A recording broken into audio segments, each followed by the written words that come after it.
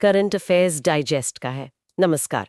आज हम एक ऐसे मामले की तह तक जा रही हैं जो सुप्रीम कोर्ट में पहुंचा और जिसे जिसे खुद अदालत ने एक नए तरह का फ्रॉड कह दिया। जी। और ये शब्द अपने आप में बहुत वजन रखते हैं, खासकर जब देश की सबसे बड़ी अदालत से आए हों। बिल्कुल। तो हम बात कर रहे हैं हरियाणा के दो भाई बहनों की। मामला मेडिकल कॉलेज में दाखिले का था, लेकिन ये इतना अनोखा बन गया कि उसने आरक्षण, धर्म और संविधान से जुड़े कई बड़े सवाल खड़े कर दिए। सही कहा आपने।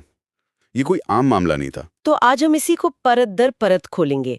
ये पूरा मामला क्या था, अदालत को इतनी इतनी सख्त भाषा का इस्तेमाल क्यों करना पड़ा, और सबसे जरूरी बात, इस एक मामले के दूरगामी परिणाम क्या हो सकते हैं। चलिए शुरू करते हैं। हाँ, तो ये कहानी हरियाणा के हिसार से सुप्रीम कोर्ट तक पहुंची कैसे? देखिए, कहानी तो सीधी है, पर उसके मोड़ बहुत पेचीदा हैं। हरियाणा के हिसार के रहने वाले दो भाई बहन जो मेडिकल में पोस्ट ग्रेजुएशन करना चाहते थे, उन्होंने नीट पीजी की परीक्षा दी और पहले उन्होंने सामान्य श्रेणी के उम्मीदवार के तौर पर काउंसलिंग में हिस्सा लिया। मतलब जनरल कैटेगरी में? जी, जनरल कैटेगरी में। लेकिन उन्हें सीट नहीं मिली। ठीक है, ये तो हजारों छात्रों के साथ होता है। इसमें इसमें नया क्या था? नया इसके बाद हुआ, जब सामान्य श्रेणी से बात नहीं बनी तो उन्होंने, कह सकते हैं, एक दूसरा रास्ता अपनाया। दूसरा रास्ता? हाँ, वे सीधे सुप्रीम कोर्ट पहुंचे और मांग की कि उन्हें एक बौद्ध अल्पसंख्यक मेडिकल कॉलेज में धार्मिक अल्पसंख्यक कोटे के तहत सीट दी जाए। अच्छा, और इसका आधार क्या था? मतलब किस बिना पर वो ये दावा कर रहे थे? उनका दावा था कि उन्होंने बौद्ध धर्म अपना लिया है और इसे साबित करने के लिए उनके पास बाकायदा हरियाणा सरकार से जारी किया हुआ एक आधिकारिक बौद्ध अल्पसंख्यक प्रमाण पत्र भी था। अरे वाह, मतलब कागजी तौर पर तो वो पूरी तरह तैयार थे। तैयार। बिल्कुल, कागजी तौर पर उनका दावा मजबूत लग रहा था। उनके पास धर्म था, प्रमाण पत्र था और सामने एक अल्पसंख्यक संस्थान था। यानी सारे बॉक्स टिक थे। लेकिन मामला जब भारत के मुख्य न्यायाधीश जस्टिस सूर्यकांत की बेंच के सामने आया तो तस्वीर पूरी बदल गई। जी, और यहाँ ये बात बहुत दिलचस्प है। जैसा आपने कहा कि जस्टिस सूर्यकांत खुद हरियाणा से हैं। हाँ, शायद इसीलिए वो इस मामले की सामाजिक परतों को और भी गहराई से समझ पाए। आपने बिल्कुल सही नफ्स पकड़ी। उनका हरियाणा से होना इस केस में बहुत मायने रखता था। जब सुनवाई शुरू हुई तो सीजेआई ने याचिकाकर्ताओं के सरनेम पर ध्यान दिया, पुनिया। बस यहीं से केस का रुख पलट गया। कोर्टरूम में क्या हुआ था, वो बातचीत बहुत अहम लगती है। वो संवाद बहुत ही सीधा और भेदने वाला था। सीजेआई ने वकील से पूछा, आप पुनिया हैं, आप कौन से अल्पसंख्यक हैं? और फिर जोर देकर पूछा, कौन से पुनिया हैं आप? इस पर वकील ने जवाब दिया कि वे जाट पुनिया समुदाय से हैं। जाट पुनिया, और हरियाणा के संदर्भ में ये पहचान बहुत महत्वपूर्ण है। ये एक प्रमुख और सामाजिक रूप से प्रभावशाली समुदाय माना जाता है। बिल्कुल, और सीजेआई ने इसी पर अगला सवाल दागा। उन्होंने पूछा कि अगर वो एक ऐसे समुदाय से आते हैं जो सामाजिक रूप से पिछड़ा नहीं बल्कि प्रभावशाली है, तो फिर वो अल्पसंख्यक दर्जे का दावा कैसे कर सकते हैं? सही सवाल। इस पर वकील ने अपना सबसे बड़ा दांव खेला। उन्होंने कहा कि याचिकाकर्ताओं ने बौद्ध धर्म अपना लिया है और धर्म परिवर्तन करना उनका संवैधानिक अधिकार है। इस पर अदालत सवाल नहीं कर सकती। और इसी तर्क के जवाब में वो ऐतिहासिक टिप्पणी आई। जी हाँ, सीजेआई ने कहा, वाह, ये एक नए तरह का फ्रॉड है। ये एक वाक्य नहीं था, ये एक तरह से पूरे सिस्टम पर एक टिप्पणी थी। लेकिन मुझे एक बात यहाँ समझनी है, फ्रॉड शब्द थोड़ा सख्त नहीं है? आखिर उनके पास हरियाणा सरकार का जारी किया हुआ सर्टिफिकेट था, वो कोई जाली दस्तावेज तो नहीं था। तो फिर ये धोखाधड़ी कैसे हुई? मतलब कानूनी तौर पर तो वो सही थे, है ना? यही इस मामले का सबसे दिलचस्प और महत्वपूर्ण पहलू है। आपने बिल्कुल सही सवाल पूछा है।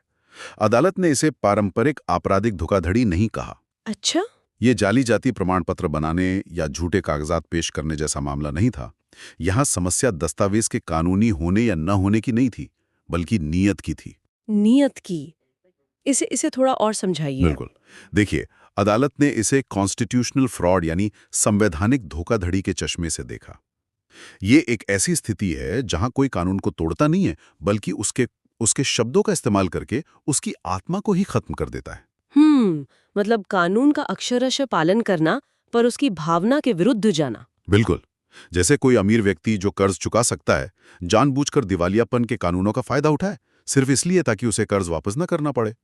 कागज पर सब कानूनी लगेगा, पर उसकी नीयत व्यवस्था का दुरुपयोग करने की है। अच्छा, तो आप कह रही हैं कि इन भाई बहनों ने भी आरक्षण के संवैधानिक प्रावधान का इस्तेमाल उसकी मूल भावना के खिलाफ किया। सटीक। आरक्षण का उद्देश्य क्या है? इसका मकसद उन समूहों को बराबरी पर लाना है जिन्हें ऐतिहासिक रूप से शिक्षा और अवसरों से वंचित रखा गया है।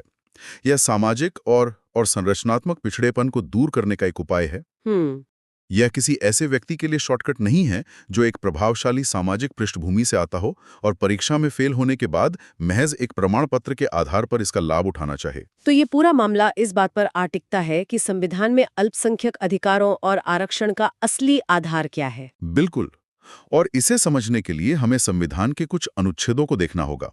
हमारे संविधान में अनुच्छेद 15 और 16 हैं, जो राज्य को सामाजिक और शैक्षिक रूप से पिछड़े वर्गों के लिए विशेष प्रावधान बनाने की शक्ति देते हैं। हाँ, इनका लक्ष्य सामाजिक न्याय है। जी।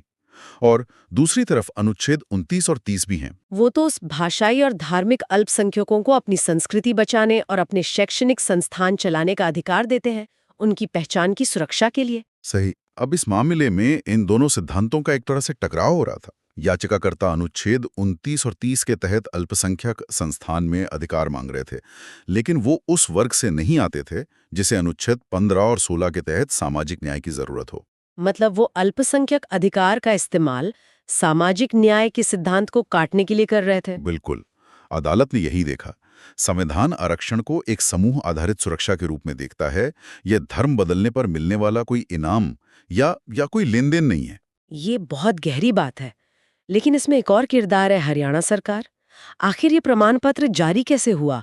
सुप्रीम कोर्ट ने इस पर भी तो सवाल उठाए होंगे। उठाए ही नहीं, बल्कि बहुत सख्त सवाल उठाए। अदालत की नाराजगी सिर्फ याचिकाकर्ताओं पर नहीं, वो उस प्रशासनिक प्रक्रिया पर भी थी जिसने स्थिति को जन्म दिया। उन्होंने क्या पूछा? उन्होंने पूछा कि ये अल्पसंख्यक प्रमाण पत्र इतनी आसानी से कैसे जारी कर दिया गया? क्या कोई दिशा निर्देश नहीं है? और सबसे बड़ा सवाल तो ये होना चाहिए कि क्या प्रमाण पत्र जारी करने वाले अधिकारी ने आवेदक की सामाजिक पृष्ठभूमि की जांच की? मतलब ये देखा गया कि जिस व्यक्ति को सर्टिफिकेट दिया जा रहा है वो वाकई किसी वंचित समूह से है भी या नहीं? यही मुख्य बिंदु था।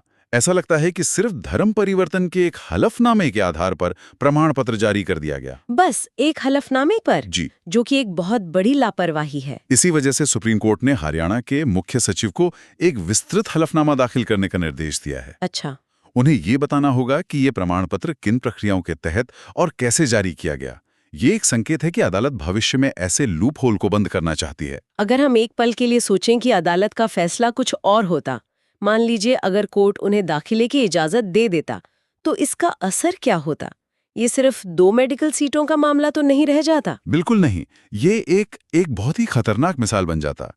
आप इसके नतीजों की कल्पना कीजिए। मान्य श्रेणी में सीट हासिल नहीं कर पा रहा, वो परीक्षा से ठीक पहले किसी अल्पसंख्यक धर्म को अपनाने का दावा कर सकता था। और एक बार दाखिला मिल जाने के बाद कौन देखने जा रहा है कि वो उस धर्म का पालन कर भी रहा है या नहीं? हो सकता है वो वापस अपने मूल धर्म में लौट आए। बिल्कुल। और इससे होता क्या? अल्पसंख्यक कोटे में ऐसे लोगों की बाढ़ आ जाती जो सामाजिक और आर्थिक रूप से पहले से ही मजबूत हैं। और इसका सीधा असर उन असली और जरूरतमंद अल्पसंख्यक उम्मीदवारों पर पड़ता जिनके लिए ये कोटा बना है। जी, वो अपने ही हक से वंचित हो जाते। मतलब सामाजिक न्याय का पूरा ढांचा ही चरमरा जाता। आरक्षण का जो मूल उद्देश्य है वही खत्म हो जाता। आपने सही समझा। ये बस एक रणनीतिक दांवपेच बनकर रह जाता जिसे कोई भी इस्तेमाल कर सकता था। ये सामाजिक न्याय के एक उपकरण को व्यक्तिगत लाभ के शॉर्टकट में बदल देता। इसीलिए अदालत का इस पर सख्त रुख अपनाना बहुत जरूरी था। तो इस पूरी सुनवाई और बहस के बाद सुप्रीम कोर्ट का अंतिम फैसला क्या रहा? उन्होंने क्या निर्देश दिए? सुप्रीम कोर्ट का फैसला 3 मुख्य बिंदुओं में बहुत स्पष्ट था। सबसे पहला और सीधा फैसला तो ये था कि उन्होंने दोनों भाई बहनों की याचिका को सिरे से खारिज कर दिया। उन्हें कोई राहत नहीं दी गई। ठीक है, ये तो अपेक्षित था। दूसरा बिंदु क्या था? दूसरा, उन्होंने एक बड़ा सैद्धांतिक स्पष्टीकरण दिया।